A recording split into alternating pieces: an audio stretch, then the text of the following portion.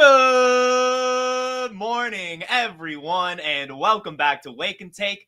It's your boy Jason, and we've got some football to talk about today. It is Thursday, the Thursday heading into Week 15, and I decided I had to put my shades on because your guys' future is looking too bright. You got it, you get it? Because you guys are winning some championships. I'm going to help you guys. We're here in the fantasy football playoffs. Let's get into it. We're going to preview Week 15. Take out your coffee. Sit back, relax, and enjoy the show.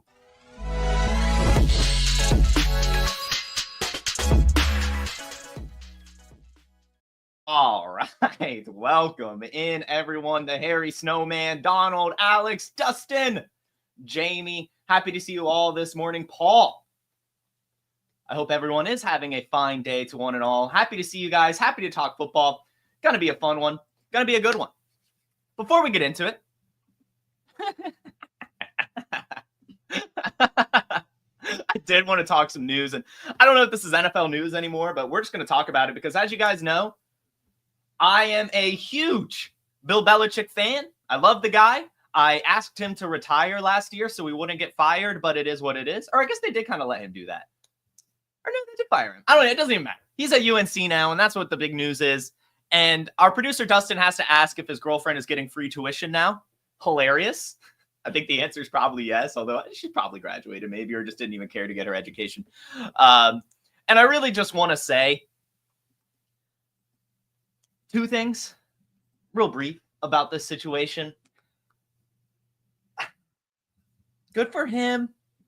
I'm happy he's doing it. I'm sure it's got to suck losing it as a coach. Being pushed out of a team when you still feel like you can do it. I can't fathom how that must feel for Bill Belichick. But also, maybe he does.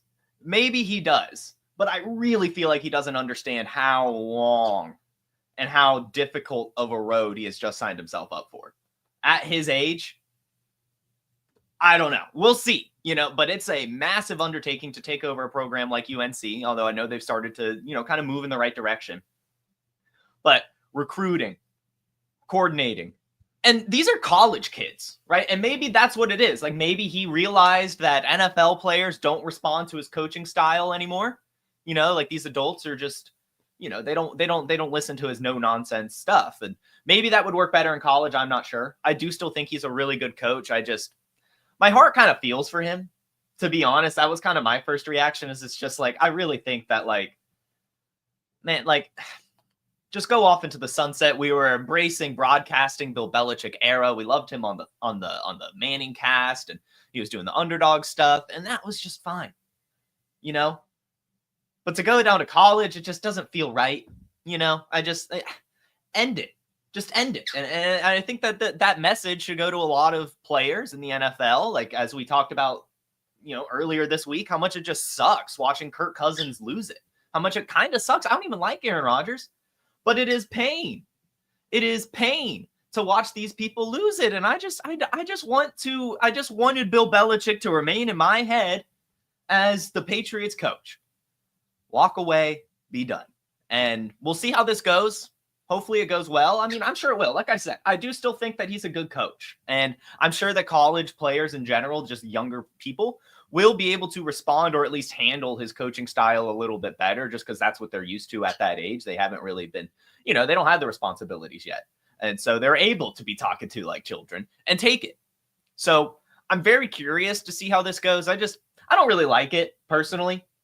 That's the Jason take on it. I think it's just kind of a sad situation, really, at the end of the day. But should be cool. It is pretty exciting. I saw a comment on here saying that it is good TV. And we'll move the NIL era forward. That would be so funny if, he does no NIL. Just no NIL at all. Just literally only gets, JUCO transfers and, 3-star high school recruits and puts together a championship winning team. That would be pretty funny. I don't know. I am curious to see how it goes. I'm not lying. I think we're all very curious to see how this goes, but I think, okay, this is a fair, I don't know. Coaching in the ACC, maybe he could do that in his sleep. And you're right. He probably won't be doing much recruiting, but then it's just not going to work well. And it's just, I don't know. We'll see. We'll see. I guess this could be him riding off into the sunset. You know, the University of North Carolina is a beautiful campus, so I'll give him that. And I'm sure, and we know he likes them young. Let's move on. The injury updates is the big thing you guys care about. We're heading into week 15. As we know, this fantasy football playoffs have started for most leagues, pretty much all of them, 95% of them. And as you're setting up your lineups, as you're kind of preparing for this week, of course, you got to know the players that are hurt right now. So we're going to go through ESPN. We're going to go down the injury reports. We're going to talk about the players that are practicing, not practicing, and kind of what I expect as a result of that. So without further ado, here we go. The Arizona Cardinals. Trey McBride had a limited practice on Wednesday due to a knee injury.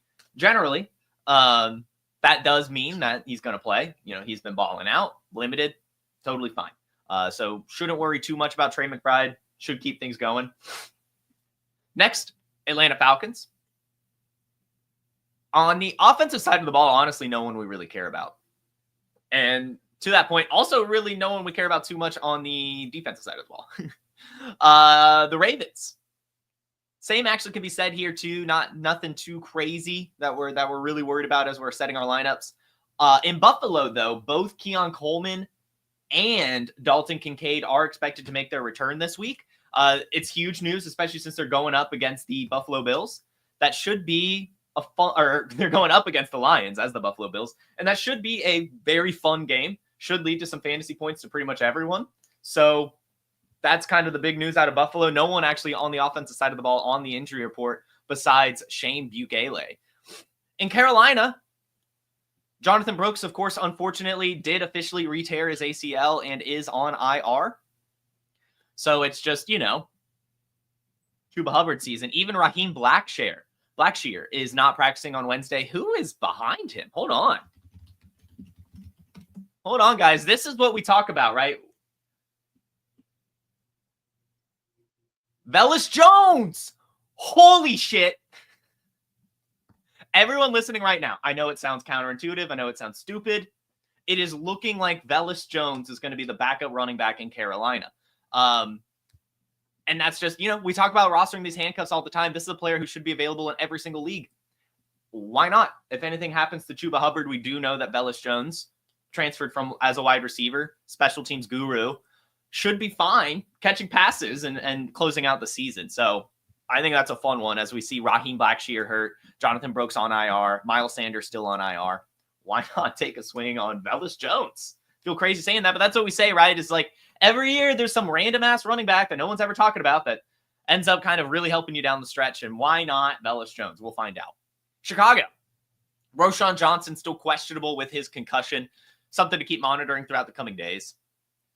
In Cincinnati, it's just, you know, Evan McPherson, of course, he's still on IR.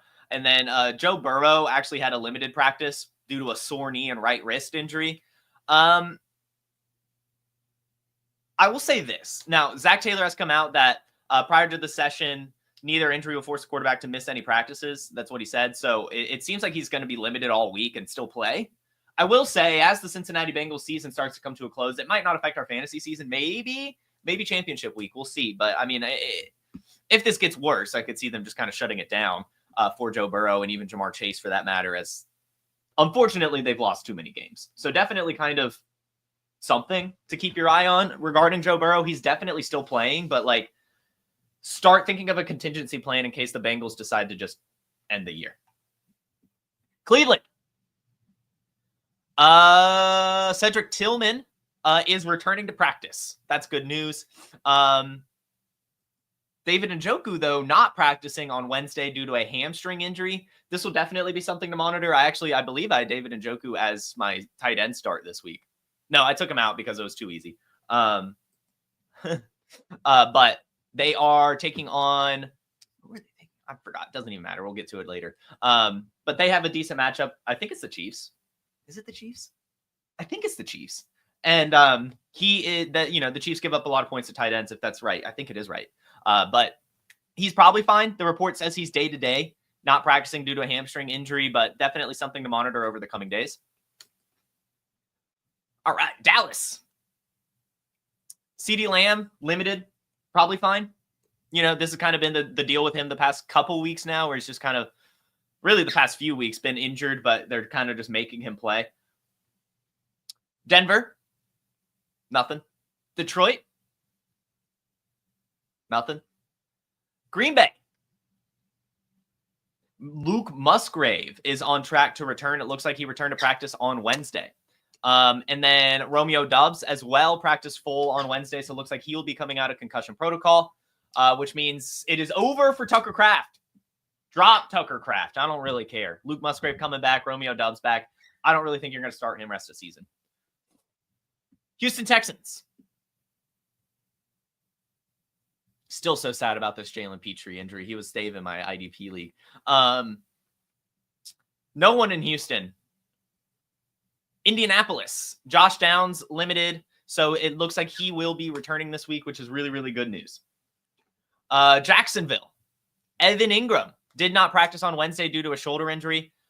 Definitely something to monitor given two things. There's two things to monitor here given the Evan Ingram injury. One, pick up Brenton Strange. We've seen him step up and play well without Evan Ingram in the game. Secondly, with the Jaguars sucking, with it being Mac Jones, with the season being over, they're not necessarily going to force Evan Ingram to play. So with him not practicing on Wednesday, I know that it's more than likely just a veteran rest day. I would definitely go ahead and pick up Brenton Strange, put him on your bench, and monitor the Evan Ingram situation throughout the weekend. I would assume he's not playing, given the state of the Jacksonville Jaguars. But we'll see. We'll see. Definitely keep your eye on it. So far, not practicing. And I don't really think there's a reason for him to play. But we'll see. Okay. Hollywood Brown on the Kansas City Chiefs. This is interesting. I mean, he's going to play in the playoffs, I think. So actually right now, I'm going to go ahead and say if you're doing playoff best ball, I don't mind a swing on Hollywood Brown. I know it sounds crazy, but why not? I'm sure he's free in those. And Andy Reid has said that Marquise Brown is getting close to practicing and is chomping at the bit to return. So he's doing whatever he can to get back out there on the field. And I'm sure you really want to as a Kansas City Chief. Las Vegas. Aiden O'Connell practicing. So that's actually huge news regarding Brock Bowers, right? We were really getting worried that Desmond Ridder would be out there. In fact, I'm actually surprised that Aiden O'Connell's playing, but hey. Alexander Mattison is also returning. However, Sincere McCormick has been named the starter in Las Vegas. So Alexander Mattison, while he's playing, probably not startable. And officially, Zamir White has been placed on IR. The most disappointing pick of the year, I think. There are a few of them. Maybe not the most disappointing, but definitely high up on the list is Zamir White. Los Angeles, Ladd McConkey did return to practice on Wednesday. Limited fashion, but that's definitely all we really need to see from him. It looks like he will be returning this week. Justin Herbert didn't practice on Wednesday, but we know Jay Herbo. He's going to be fine. He plays through these things, and it's probably a veteran rest day. Now, Will Dissly is doubtful. And there's no Hayden Hurst. So then what would that mean? Because I actually like the Chargers tight end matchup this week as well. Stone Smart. Forgot about him. Stone Smart. Maybe pick him up if you're really desperate for a tight end. Looking like both Will Dissly and Hayden Hurst will be out, which, opens the door for him. Obviously, he's not like super athletic or anything, but we have like seen him score touchdowns before. And so, yeah, why not? Los Angeles, Jordan Whittington, questionable on Thursday Night Football, probably fine. And same for Demarcus Robinson, also probably fine. Just kind of keep your eye on it. And Tyler Higbee still just listed as out. He's been practicing a lot. I'm not really sure why they haven't just gone ahead and brought him back, but I guess that's just the situation. Miami, both Tyreek Hill and Jalen Waddle and Raheem Mostert, I guess for that matter, all limited, all probably fine. Minnesota, nothing. New England, Javon Baker picked up a concussion, but you guys don't care. That seems to be it. In New Orleans, Alvin Kamara didn't practice on Wednesday due to an illness. So, hey, maybe, I mean, I doubt that that's anything, especially you like to see the illnesses come early in the week, you know? He should be over it by Sunday. Bub Means is potentially able to return this week as well. He was actually limited this week, or limited on Wednesday. So Bub Means, we saw him actually come in and play pretty well before. Maybe he would take over that MVS role a little bit. So Bub Means looking like a fun little deep league dart throw potentially. Juwan Johnson limited, fine. Derek Carr, hand and concussion injury, did not practice on Wednesday. Still listed as questionable, so definitely keep your eye on it. In terms of, Spencer Rattler and Jake Haener. But Derek Carr has played through a lot of injuries before. If he does practice Friday or Saturday, I wouldn't be surprised if they actually threw him out there. So, keep your eye on it. And then lastly, Chris Olave is not expected to return this week, but potentially next week. But also probably not since the season's over. If I were the Saints, I don't think I would bring him back. In New York, I know Drew Lock has been benched, and it is because of a heel injury. I guess not benched. Is likely to cede starting QB duties to Tommy DeVito. So yeah, it's Tommy DeVito season again. And Malik Neighbors limited on Wednesday with a hip injury, but probably fine. New York, Breece Hall did not practice on Wednesday. And Jeff Ulbrich actually came out and said that the running back is struggling with his knee injury. So it sounds like we're going to have no Breece Hall yet again. Fire up your Isaiah Davis and Braylon Allen, especially since it's the Jaguars. Philadelphia. Dallas Goedert placed on IR, unfortunately, with his knee injury. That's it. Pittsburgh.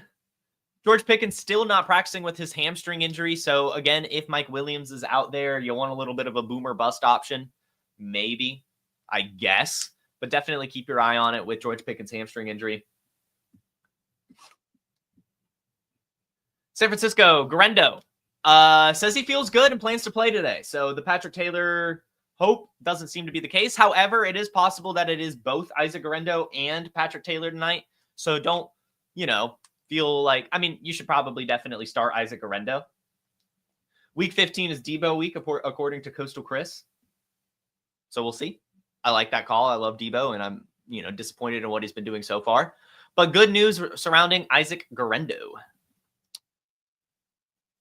Seattle Seahawks, Kenneth Walker is still day-to-day, and his status is still to be determined. There's actually nothing here about if he practiced in a limited fashion, didn't practice at all. I assume he returns this week. That's kind of been how I looked at it. I felt like it was going to be a 1-week absence as they make their playoff push. That's my thinking right now, but definitely keep your eye on it. Tampa, Sterling Shepard has a foot injury, so it might actually be a Jalen McMillan week, especially since Mike Evans also didn't practice on Wednesday. Mike Evans is probably more than fine. However, he has a hamstring injury, so maybe not. Maybe not. Bucky Irving also missed practice due to his back and hip injury. So that's 3 kind of big players. Sterling Shepard, kind of. And then Bucky Irving and Mike Evans are pretty huge. So Rachaad White, Jalen McMillan, really interesting options this week in Tampa. In Tennessee, Tony Pollard did not practice on Wednesday with an ankle injury. So kind of set your eyes on Tyjae Spears. Tyler Boyd also didn't practice, but I don't think we care too much. And then in Washington, nothing too much here really either. So those are the injuries that we have to keep our eye on. Before we go any further, I would like to play a little bit of an ad break about Fast Draft and why you should be playing their new DFS Flex 6 Frenzy heading into Week 15. Oh, incredible news about Fast Draft. Fast Draft DFS is live. It's called the Flex 6 Frenzy. You just draft 6 guys, running backs, wide receivers, tight ends for the Sunday slate. You like Jahmyr Gibbs? You like Jackson Smith and Jigba? You like Tyrone Tracy? Draft them, draft them, draft them. And the beauty is, you can just order 5 teams, submit your rankings, and Fast Draft will email you the results. We awarded $1,000 in prizes our first week, and we're just going up from there. Soon there's going to be a select 6. No drafting at all. You just pick any 6 guys. Our DFS mantra, just say no to salaries on Fast Draft. Don't forget there's free tools on Fast Draft too. You want to get ready for startup season? We've created the best Dynasty mock draft experience there is. And if you want to play in these DFS contests, and our best ball contest for 2025 are coming very soon too, just use promo code PODFATHER when you deposit and you get a free draft. It's that easy. and you're like, oh, I already have Fast Draft. Great. Refer a friend. Have them put your username in as the promo code, and then you and your friend will both get an instant deposit match up to $25. We got DFS. We got Dynasty Mocks. We got Best Ball. It's all there for you on fastdraft.app. Check it out. And the promo code is Podfather. Use the Podfather promo code. You can also use promo code Jason for a first deposit match up to $25. Again, that is promo code Jason. You can put $25 in and get $25 back. That is 5 free entries into Flex 6 Frenzy, essentially, which is pretty sweet. Pretty sweet. That's max entered into the tournament. Really good way to go ahead and get going, as we only have a few more weeks here of the fantasy football NFL season. Highly recommend doing that Flex 6 Frenzy. Tons of fun, and you might find me in the draft room, maybe. Starts, sits. Let's get into it. As usual, I've got 1 player by position. That's a start. 1 player by position. That's a sit, as well as 3 flex plays for today. At quarterback, we're starting CJ Stroud against the Miami Dolphins. I know that CJ Stroud actually hasn't put up a 20-point game since week 4 this season. That's actually the only time he's done it. And specifically, has only had 1 game over 15 points since week 6. It has been truly abysmal. But the Houston Texans are coming off a bye week, and they're taking on the Miami Dolphins, which is a middle-of-the-pack pass defense. And Vegas is expecting 47 points. I do think that with Nico Collins back, as we've seen, CJ Stroud's playing a little bit better. And the Miami Dolphins have been finding themselves in some good contests. So I think that that'll lead to CJ Stroud having a couple passing touchdowns. And hopefully they've been able to use this bye week to kind of reset, get his mentals back, because he doesn't look like himself. But I'm calling a bounce back this week for CJ Stroud coming off the bye against the Miami Dolphins. Should be a fun matchup. I'm firing him up. And my quarterback I'm sitting, this is definitely counterintuitive. This is a Jason moment. We'll see how it goes. But it's Will Levis against the Cincinnati Bengals. And I know, Jason, the Cincinnati Bengals are getting in shootout after shootout after shootout. Why would I want to sit Will Levis? And, well, I mean, last week was super disappointing. That was an awful performance against the Jaguars. And Brian Callahan did come from Cincinnati. I'm sure that this Bengals team, less than a year removed, kind of remembers some of the stuff he's going to try to do on top of Will Levis looking awful last week against a really soft Jaguars defense. I just don't trust it. I'm going to look elsewhere this week. Even with the potential shootout, I just can't do it. Especially now Tony Pollard's looking injured. There's no Tyler Boyd for the revenge game. It's looking like either. It's just going to be really, really tough for Tennessee. And I just think that since Brian Callahan came from Cincinnati, that the defensive coordinator in Cincinnati, the head coach, Zach Taylor, probably still remembers a lot of those things. And I think they'll be able to stimulate this Titans team a decent bit. So, sit Will Levis against the Cincinnati Bengals. Running back position. I can't believe that I can logically say this on a start-sit show. Generally, you look for the kind of middle tier, lower tier players that people actually question. But people are starting to question Alvin Kamara.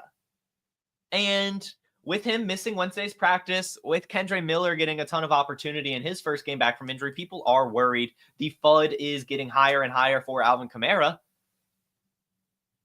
But I don't care. I'm firing up against the Commanders. If I've got Alvin Kamara, I play that player every single week.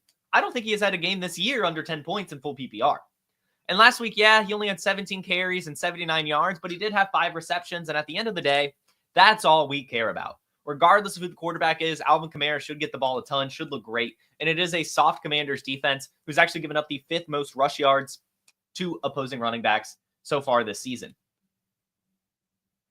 The running back we're sitting, unfortunately, is DeAndre Swift.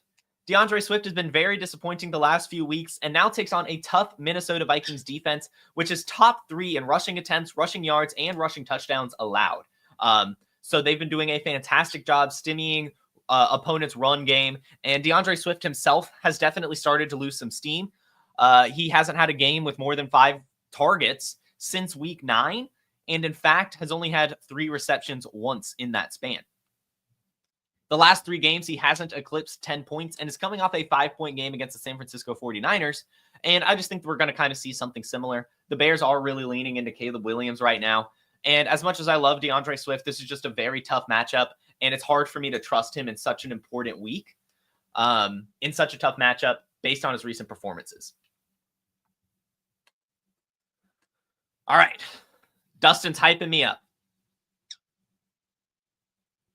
So I've got to get the mind right for this wide receiver start. I guess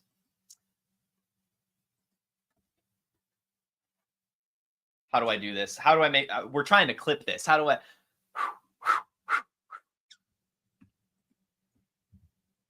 I'm confidently telling you all to go ahead and put Jayden Reed back in your starting lineups this week. I know he gave you a dud 0 points last week, but he is going to bounce back against the Seattle Seahawks. Right now, the Seattle Seahawks are a middle-of-the-pack pass defense, but luckily for Jayden Reed, Romeo Doubs is returning, and he's a wide receiver that doesn't get shadowed much. I think Tariq Woolen will take on the other wide receivers, and Jayden Reed will be able to move around and be a vital part of this Packers pass game against the Seattle Seahawks, who are giving up the 10th most passing attempts per game. Jordan Love's going to sling it in this game. This game has playoff implications, and Jayden Reed is going to bounce back with not one, but 2 touchdowns against the Seahawks. Oh! Oh, man! Let's go! Woo! Woo! Cool. That felt good. The wide receiver we're sitting. Brian Thomas Jr. against the New York Jets. And I do want to say, I know that Brian Thomas Jr. has looked really good over the last 3 weeks and actually looked fine with Mac Jones last week. But this week, he is taking on a tough Jets secondary. They are, of course, top 10 in pass attempts allowed, passing yards allowed, and have allowed the least passing touchdowns on the year. I just don't trust it this week. Yeah, he'll probably get the volume. And I mean, like, honestly, if you have to flex him, it is what it is. But if you have a better option, I would just go with it. This is a low point total game, only 40.5 points. Jets not looking great. Jaguars not looking great. As much as I like Brian Thomas Jr., I just don't trust him in such an important week against this Jets defense. I just don't. I would be looking elsewhere.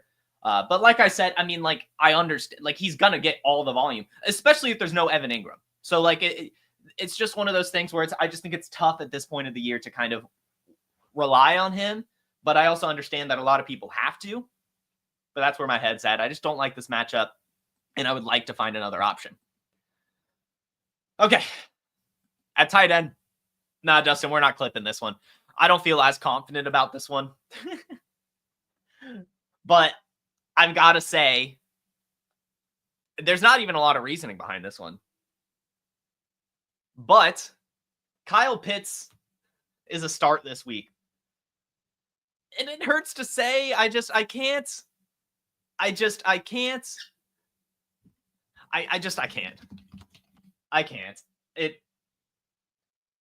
bench Kyle Pitts. I just can't do it. And when he's taking on the Las Vegas Raiders, who are giving up the 3rd most yards and touchdowns to the tight end position, I just can't look at Kyle Pitts and say, sorry, bud, you're going on my bench. I just can't do it. This will be the final week. Like, this is it.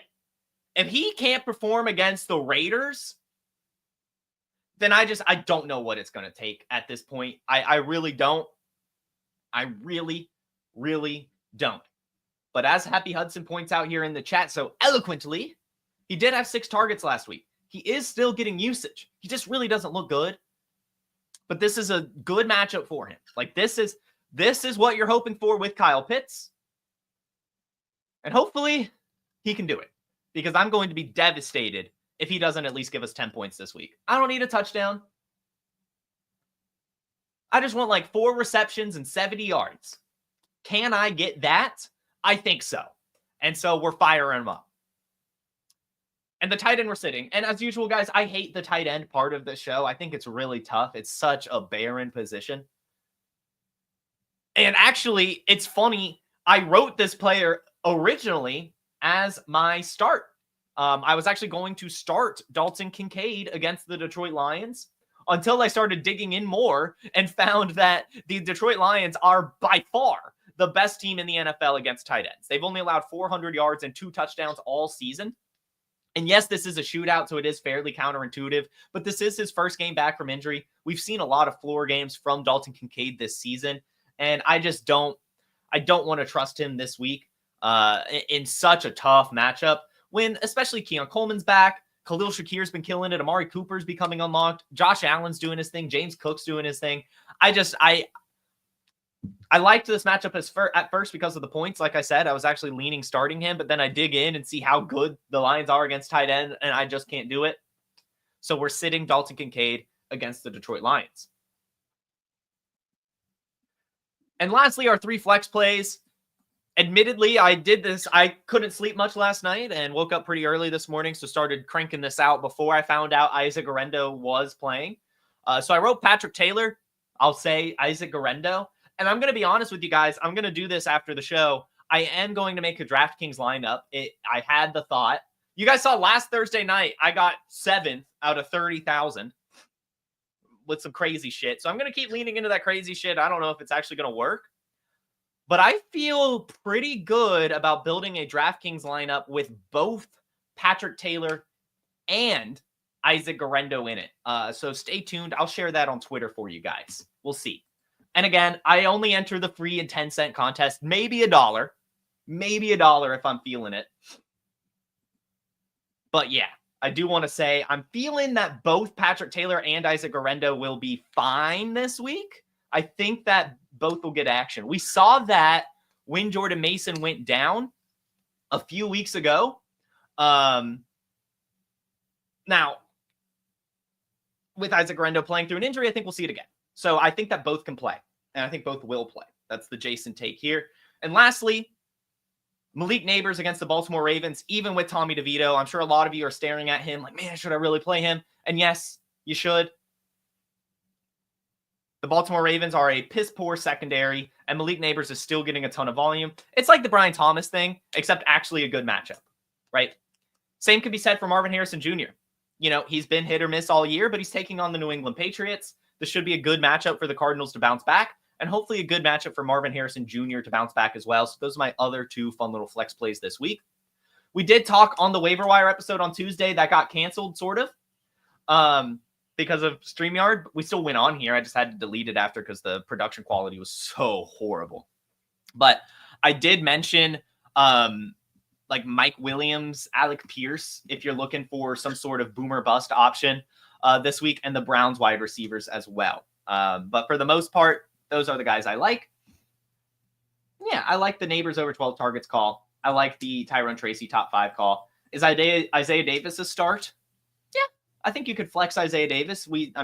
You wish you did last week, and they are taking on the Jaguars, so I do want to start. I would say you could probably start both Davis and Allen. So those are start, sits, and flex plays of the week. Hopefully those work. Hopefully you guys win your playoff matchup. Let's get into the picks. This is always a fun part of the show. And for those of you that hasn't tuned in before, basically we're just going to go game by game and give you my pick. I'll talk briefly about what I kind of think about the game, maybe a player I like, but just a quick little fun game pick thing. Also, I do want to shout out while I'm here. A lot of you, well, not a lot, a couple of you, have actually kind of stuck with it alongside me. I am winning. Thank God I'm winning. I would got to win something. So I'm actually, before I pick, I'll show off the leaderboard here. We have had the top 5 have gone all year, and Yosemite Rasta, I think he missed 1 week, it looks like. Actually, no. Maybe like a couple games, like a Thursday night football, maybe, or something. But these 6, me, Dr. Truth Science, MV Prof, Ryan Volts, Rocco Mo, Yosemite Rasta, and, Mob Squad Best Ball on Call and Producer D. Thank you guys for joining at some point, even if you fell off a little bit there at the end. No, I guess Mob Squad's still chilling. And Best Ball on Call still chilling, actually. Thanks, guys. Dustin, you got to get back on it. My math is horrible, but no, everyone is on here still doing it. So thank you guys for, sticking along. So far, I'm winning. Actually, it looks like a few of us missed a week. I think that might have been Thanksgiving week, maybe. I forgot to do this episode. But yeah, you guys are killing it. Let's get into it. First game tonight, San Francisco is hosting the Rams. I'm going with the Rams. I mean, why wouldn't you? They just crushed the Bills. They look incredible. They look absolutely incredible right now. And I like them. And I just don't really trust San Francisco anymore. Although I do think, like, I love this 2.5 point spread. I do think it'll be a lot closer than maybe some will suggest. Yeah. Kansas City heading to Cleveland. Favored by 4. I'm going to, no, I've just got to give it to the Chiefs. Even by 4. Because I already know Jameis Winston's going to throw like 7 interceptions. Cincinnati heading to Tennessee, favored by 5. And yeah, I do. Like I said, I'm sitting Will Levis. I don't really like this game for the Titans. I do think that the Bengals are probably know a Brian Callahan offense and what he's going to be trying to do and all that stuff. On top of, that being done all season. Titans looking horrible last week. Let's go Cincinnati. Washington heading to New Orleans, favored by 7. Sure, we'll give it to them. Jaden Daniels, Brian Robinson, we'll give it to them. Even by 7, it's looking like we'll have no Derek Carr, and I just don't think that the Saints team in general is good anymore. So we're going with Washington here. Baltimore heading to New York, favored by 15. And I feel crazy. You know what? No. Home dog. Screw it. A 15-point home dog. Somebody call Podfather. We need his take on this. Because this does feel really counterintuitive to go with the New York Giants, but everyone knows the rule. You always take the 10-point home dog. This is a 15-point home dog. It's a lot of points. I don't feel great about it. I honestly think that this is one where you could go away from it, but I do think that you've just got to stick with that rule. It's a really good rule. We see it work all the time, and it's the NFL for a reason. So we'll take the Giants covering the spread. The Baltimore Ravens still win this thing. I'm not crazy. Derrick Henry. If you have Derrick Henry, in fact, put Derrick Henry in every DFS lineup. Derrick Henry bounce back game imminent. Stealing game imminent. 30-plus points for Derrick Henry. Easy this week. He's going nuclear. Carolina hosting the Cowboys, favored by 2.5. I'm giving it to the Cowboys. It hurts doing that, but I can't even explain it. It feels right for me to go with the Cowboys here. I think Cooper Rush is going to win this game. I don't know why. I know the Panthers are playing better. I know they are. But something here in my gut is going with the Cowboys. They're playing close. They're playing fine. And I think that they can come out on top. New York Jets hosting the Jaguars, favored by 3.5. Sure. Or not hosting, going to Jacksonville. I'll still say sure. Actually, no. I think they can cover that. I think the Jets will win by like exactly 3. Tough call. That spread is a tough one. I hate 3.5. But I think the Jets can win by 3. And even then, I wouldn't be surprised if Jacksonville tried, just kept it close and maybe ended up like last week, randomly winning. So I'll give it to them. Houston, because it just seems the Jets are cursed. Does it not? Dustin, add me to this startup potentially, maybe. Although I am trying to get my leagues down, but it sounds like it's a lot of us. So I'd maybe like to be in there. Houston hosting the Dolphins, favored by 3. I'm going to go with the Dolphins. I think the Dolphins win this game. I do like that they are favoring Houston. I do think that kind of gives some credence into me feeling comfortable starting CJ Stroud. But I do think the Dolphins win this game. Denver hosting the Colts, favored by 4. And yeah, however, I will say shout out Dustin. He shared a really cool clip on his Twitter just about, Anthony Richardson, how he approached last week's bye week. And he said that he spent it basically the whole time studying Denver Broncos film. So hopefully that translates. But the Denver Broncos are playing very well on both sides of the ball. I think this will still be a very tough game for Anthony Richardson. I would love to see, this is a good opportunity for him. If he can go out there and perform against this good Denver team, then things will be looking up for him. But I'm not really going to bet on it. I think that the Broncos win it. Detroit Lions hosting the Bills, favored by 2.5.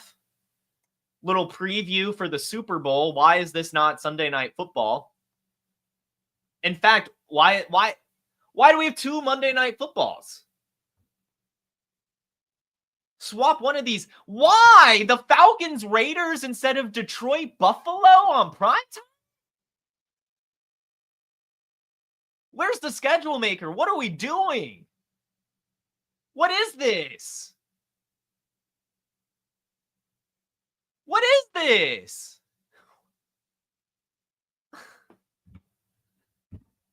I'm going with the Bills.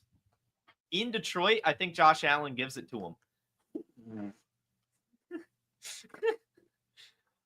Going with the upset here. Here's my reasoning. This is not good. This is not good reasoning. Detroit Lions win this game, but lose to the Bills in the Super Bowl. We see that kind of time and time again. The team that wins in the regular season loses in the playoffs. I think that's where I'm going here. I think that the Lions will beat the Buffalo Bills here, but unfortunately lose to the Bills in the Super Bowl. It is the Bills' year. You know, Josh Allen doesn't get engaged very often. It just feels right to me this year. This is the Bills' year. They're killing it. So Lions win this game, but not the all-important one later in the season. Eagles hosting the Steelers, favored by 5.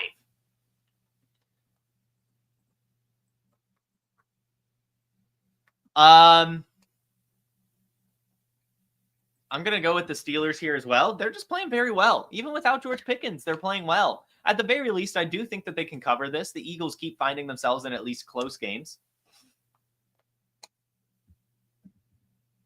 Cardinals hosting the Patriots, favored by 5.5. I'm going with the Patriots. Cardinals just don't look right now. I do think that Drake May looks good. I do think the Patriots look fine. And I think at the very least they can cover the 5.5, but I'll also call the upset. Los Angeles hosting the Buccaneers, favored by 3. I hope they take it, so I'm going to give it to them. I want them to win so badly. We need the Buccaneers to lose so the Falcons can win the division, but it's also not looking like the Falcons will win the division. Green Bay heading to Seattle. I'm going to take the Packers here. Even in Seattle, I know it's a tough game, and I know Seattle's actually looking pretty good. I'm feeling the Packers. They have to win, kind of, as they're, these are really, really must-win games. And it is for Seattle, too. This is a great Sunday night football game. I'm not upset about this one. I think this will be a very fun game. Like I said, we're firing up Jaden Reed. And I think that this is a bounce-back game for DK Metcalf as well. Minnesota hosting the Bears, favored by 7. I think the Bears can cover. Again, they're playing better. The Vikings still probably win this game. They just keep winning, especially at home. But I think that the Bears can cover 7 the way they're playing right now. That seems a bit too big. And then Atlanta heading to Vegas, favored by 5.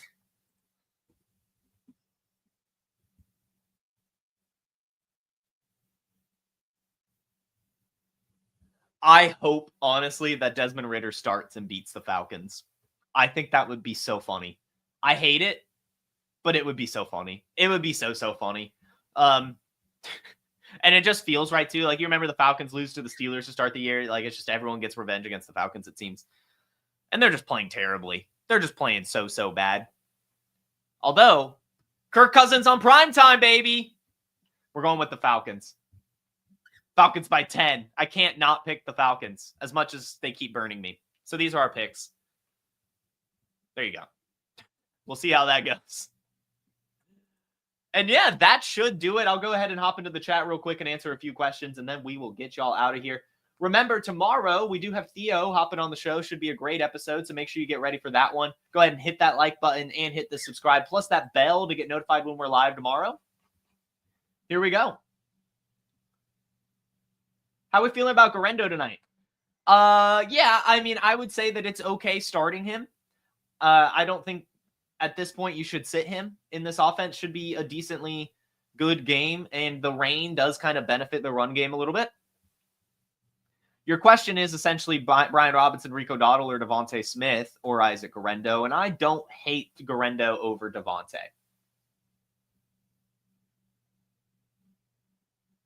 Would you deploy Braylon Allen or keep Sincere in if there's no Breece Hall, and I would say play Braylon Allen. Start 3 between McLaurin, Jennings, Ridley, Ladd McConkey, Keenan Allen. I would say Keenan Allen, Ladd McConkey, Terry McLaurin.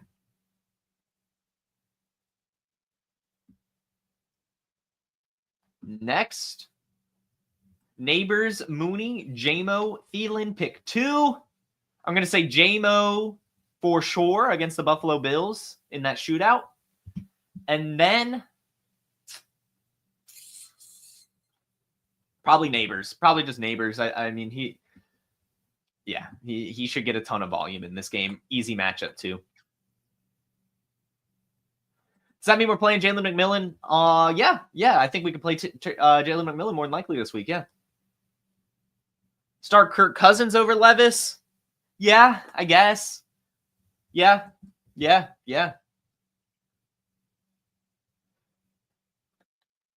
Look, I know this is Louis. This is exactly why I put Jaden Reed in the show. I know that no one wants to start him, and that's why you should start him.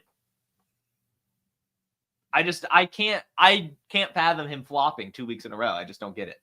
I don't buy it. Juwan Johnson, Kincaid, or Noah Gray this week? Well, I know I said that I'm sitting Kincaid, but I would do Kincaid over this bunch. Noah Gray is a tough matchup.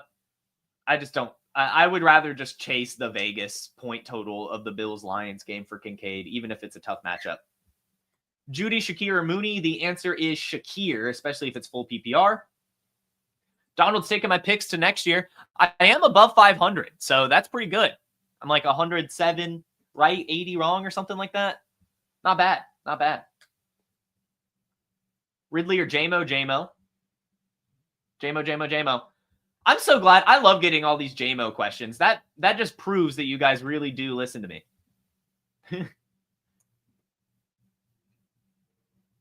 All right, single QB, you traded away 2 seconds for Brian Robinson. I think that's a solid move. In single QB, I mean, those seconds, I mean, they could turn into something, but for the most part, they're not good. Now, if this is FFPC, maybe, but still, I think that that's a very good trade, to be honest. Brian Robinson's awesome. I have some worries or concerns that the Commanders would draft a running back, next year maybe, but I don't think so. I think Brian Robinson has done enough. My only concern there just being, that they want like kind of another Austin Eckler type, and I'm just not sure where they would use that. But I do think that luckily, and, leading towards Brian Robinson's favor, the Commanders do have a lot of holes elsewhere that they probably won't do it this year. But I don't know if I'm sold on Brian Robinson being like the franchise running back, if you will, over time. Maybe next year still, but I could see it kind of start to dwindle, or at least he gets someone else in the backfield. Ridley or Jamo? Already answered that, sorry. Bo Nix, Jameis Winston, or Herbert? I would probably say the answer is Justin Herbert or Bo Nix. I don't think you can go wrong either way. I'm definitely not going to trust Jameis Winston versus Kansas City. That's just a tough one. Herbert versus Tampa, it's decent. I know that, especially right now, their run game's not really there, so it kind of relies on him. My only concern there is to kind of watch Tampa. If there's no Mike Evans or Sterling Shepard for that matter, then the Buccaneers are going to, well, I don't know. They've that just means Cade Otton and Rachaad White, actually. They've kind of done that before, although Derwin James would then be on Cade Otton, which would probably be a tough matchup. So I think Tampa could struggle in this game without Mike Evans. So that's kind of just what I'd keep my eye on. And if that's the case, I think that it's a very similar output, and I would probably honestly just go Bo Nix. Akine or Brian Thomas? Probably just Brian Thomas. Cool. That should do it. Thank you all so much for tuning in. This is another fun episode of Wake and Take, and you guys were a great audience as always. Make sure you hit that like button and make sure you subscribe. We'll be back tomorrow talking some playoff ideas, rebuilding ideas, as well as talking Week 15 as well with the great Theo Greminger. So make sure you tune in tomorrow, 10 a.m. Eastern, here on the Player Profiler YouTube. Have a great day. Have a terrific Thursday. Wonderful rest of your week, and I'll see you tomorrow. Peace. Hey, I want to thank you for being part of this broadcast. If you have any thoughts on it, leave a comment. If you enjoyed it, make sure you leave a like. And if you want to see more shows on the Player Profiler channel, subscribe to it. That's how we know You want more.